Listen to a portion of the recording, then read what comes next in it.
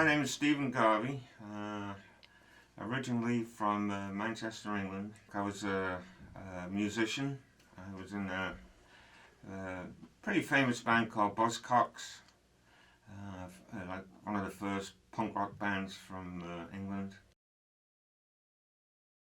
And I ended up quitting music for multiple reasons. Well, one of the reasons was I had a very serious tumor. I had a cancerous tumor in my cheek here. That became very scary. That was very scary. I had an oral surgeon take out what he thought was a cyst. And I went back to see him like a week later, and you know, he sat me down. It was one of those horrible scenarios where the doctor tells you, Steve, it's not good.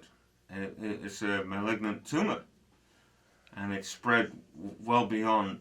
So anyway, I ended up going to Fox Chase Cancer Hospital down near Philadelphia and dealing with some real cancer doctors. The doctor I saw there, the surgeon, very stern, old-fashioned doctor, very stern, you know, and he said, this is a very serious condition and we have to deal with it right now.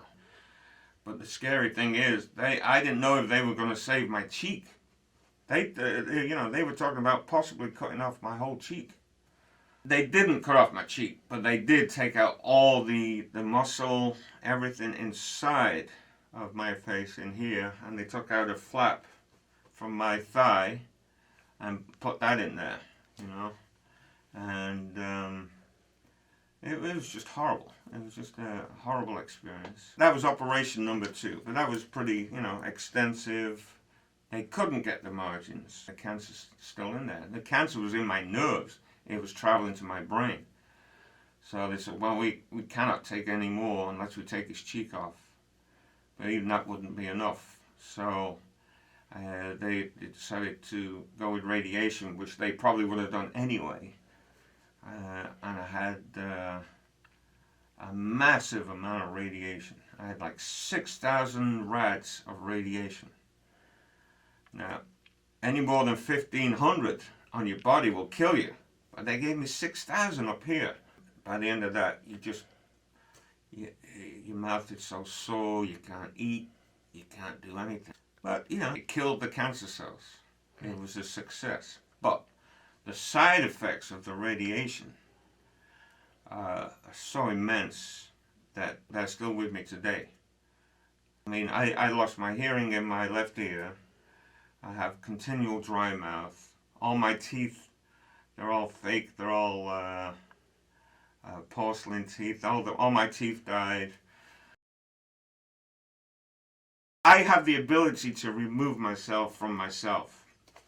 And that's how I got through that somehow. Well, you have no choice, really. You just go with it. But it's almost like a Buddhist thing. I can remove myself from myself. And it's like my body is going into an operating hospital, but it's not me. It's just my body. That got me through that. Like, it seems to be a disease that can get anybody, anytime, for no reason. It's, you know, the only thing I can think of, and I've thought many times, is X-rays.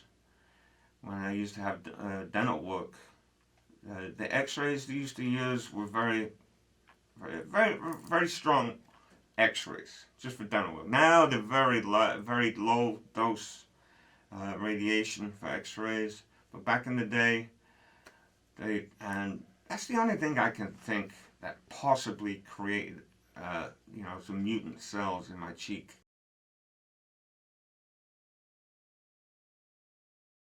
You know, listen to your doctors. You have to trust them, you know, and hopefully everything will turn out good in the end. Rely on your family, you know, and your friends. Everybody's concerned.